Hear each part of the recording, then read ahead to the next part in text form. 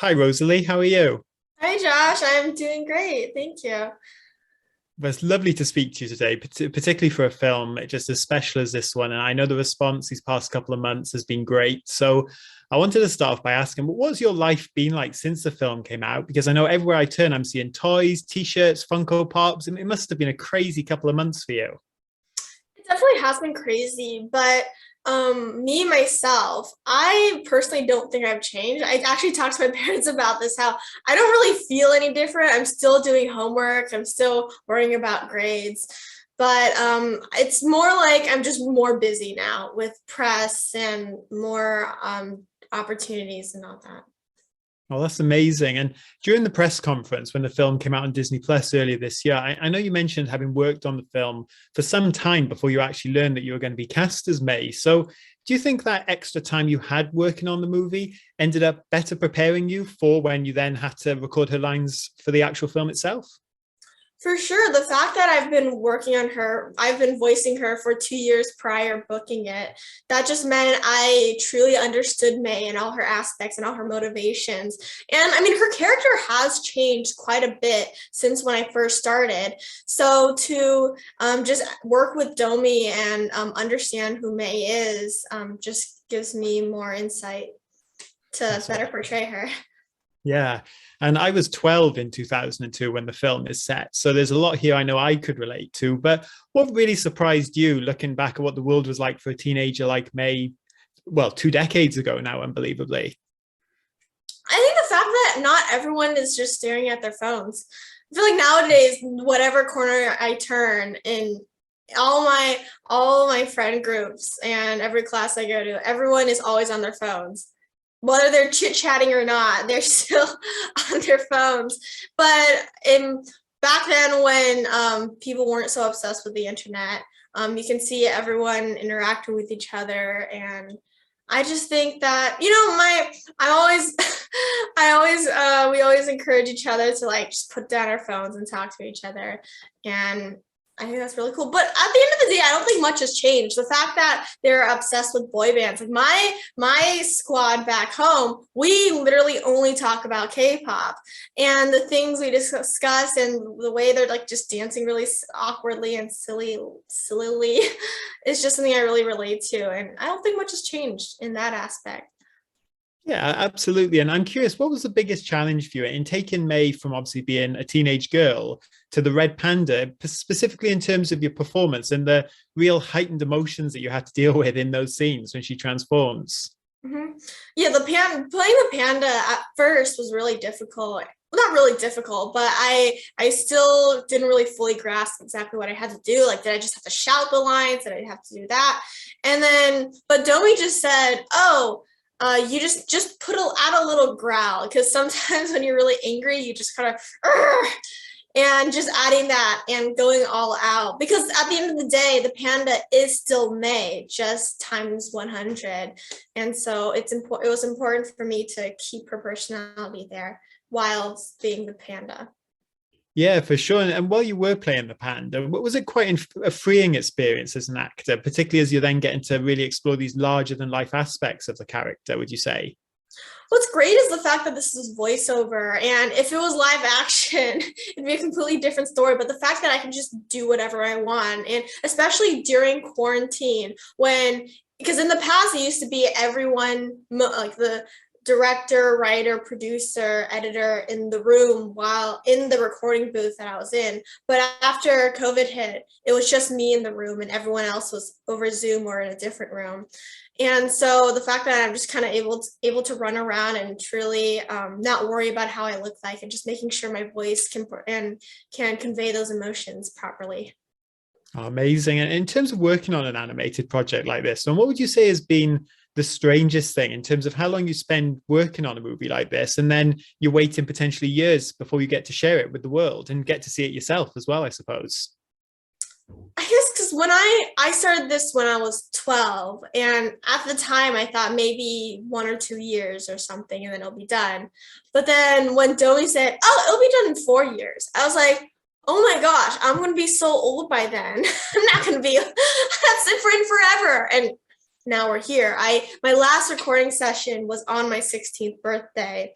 And so it was just kind of this big celebration and a nice, I guess, not an ending, but more of like chapter close that I'm done with the recording. Now we can see see this movie soar. Yeah, and so it did. And I am curious, obviously, being a young actor at the time when you were making the film, what did a typical day for you really look like working on the movie? Was it 5 days a week sort of thing, or were you just jumping in and out as they needed you? I was jumping in and out when they needed me. I would typically record for 4 to 6 hours perhaps, and I just sort of stand there. And there was a point where they called me in 3 days in a row. Then there's some times where it's like once every month or two, because as I'm recording, they're doing screenings every 6 months. So it always sort of changes like that. Yeah, crazy. And then there'll be times where they wouldn't call me back for another 3 months. I'm like, oh my gosh, did they fire me? Will I not? Did they let me go? But then everything turned out fine. Absolutely. And I talked to Domi Shi actually yesterday, and she explained how her own childhood in Canada really influenced the movie. So did you both talk a lot about what she went through as a teenager and her life in Toronto, so you could maybe better inform this character, do you think? I kind of did, in that she told me, oh, this is how she's feeling and this is what she's going through. But it wasn't she didn't need to explain too much, because it was similar to what I was going through at that age, because I was May's age. And there's so many instances in the movie that has actually gone on in my life. Like I would go home, I'd go through, I'm like, wait, I just recorded this like last week. Or I'd be in the recording booth, it's like, wait, this happened to me last week. And so I think that was sort of the beauty of it, the fact that Domi's story about a 13-year-old girl could be so relatable that I related to. Yeah, for sure. And now we can talk a little bit more about the end of the film. There's been a lot of discussion online about what leads to May obviously deciding to keep her red panda. So I was curious what your take is on why she does that, whereas the rest of her family obviously didn't decide to do that. I believe, actually, Domi told me this. I remember recording this, but there was a line or two that they cut out where May is like, wait, you guys should keep your panda too. And then they're like, we're too old. Like, I just want to sit around and watch soap operas all day. And I think because May is the first one to really hone in and control it and embrace the panda as herself, I think that's really significant, in that you don't necessarily have to hide it, but you can keep it and embrace it and I guess nurture it almost. But with the parents, I think the fact that they're too old and they just want to see what May does. Yeah, absolutely. And because I know you did quite a few interviews with Sandra Oh earlier this year, but did the two of you have the opportunity while you were making the film to talk about what May and Ming's relationship was like, or did you not really get to meet until after work was done, given the nature of what these films are like? Yeah, I didn't. Unfortunately, I never got the chance to record with her or meet with her before we were done recording. But right before the entire press tour started, she invited me to her house, and we just had lunch, and we just talked, and she's just such a warm person, and I'm really grateful to be able to work with her throughout this press tour, even if it wasn't during the movie. Yeah, absolutely. And I'm curious, I know with everything going on these past years, COVID and stuff, but you have been working, as you said, on the film for 4 years. So were you ever given the chance to go and actually get hands-on with any red pandas? Because I know you're obviously not doing motion capture on the film or anything like that, Yeah. but I can imagine that maybe seeing them up close would have influenced your performance to some extent. Well, actually, throughout the movie, the only time I got to see a real red panda was when my parents took me to the San Francisco Zoo. And we're like, oh, it's a red panda. We got really excited and all that. But recently, the San Francisco Zoo was naming their pandas May. And so I was actually invited to go to the San Francisco Zoo and do a little press there and watch it. Unfortunately, I did not get to pet one. They said that they're a little vicious and there's a COVID to worry about, but I told them it's worth it. If I did, I'd come out all scratched up. I'm like, yes. Oh, they are very cute, to be fair. And I'm curious on another note, what does it mean to you to see how many young people have really related to this film, and also the way it's resonated with some older viewers as well, who can obviously look back at their lives at what they went through at that age, like May is? For other people to see this movie and really relate to it is something so powerful, because when I was younger and I watched coming of age movies, I never really related to the movies, and I always thought there was something wrong with what I was going through, and that what I was going through was completely different, and no one will ever understand me. But the fact that there is a movie like this to explain, and when I talked to Domi, she'd be like, yeah, the same thing happened to me. And I'm like, oh, so what I'm going through isn't weird or different or special. It's something that everyone goes through, and I shouldn't worry about it so much. And I hope other people get that too. Yeah, definitely. And we finally seen, I think this film's a great example of it, actually. We've seen Hollywood really embracing Asian culture these past few years in a way that's actually meaningful, and obviously a way that people can relate to. So as a young person, what's it meant to you to see that happen? And obviously for your feature debut, to be part of a movie where that is very much at the forefront. It's a true honor. I think I did not the only time I realized that they were well, when I first auditioned for it, and I was told it was for Pixar, but it didn't really register that it could be a lead in a feature film, because it's something that didn't really cross my mind. So I didn't think it was a big deal when I auditioned. But when I got to the studio and Domi explained to me what exactly is going on, I'm like, wow, there's going to be a Pixar film with an Asian lead, and I might be that lead. And I just think that the fact that Pixar is allowing their directors to tell their story, because everyone has such a different story to tell based on your culture, your age or whatnot. And I think Pixar's doing a great job.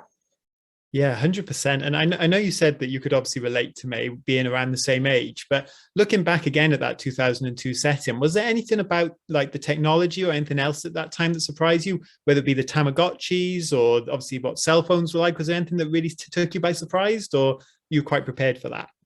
I'd say I was quite prepared for that, because there's a lot of things in the movie that I personally have as well, like the slap bracelets. I don't have a Tamagotchi, but I think I have a friend who has one, and so, and also I think that a lot of these sort of these 2000s cheap little stuff is something that my parents bought gave me as a kid, because we were too cheap to get anything better. But I was like, oh, I have that, I have that, I have that, and it's great. Yeah.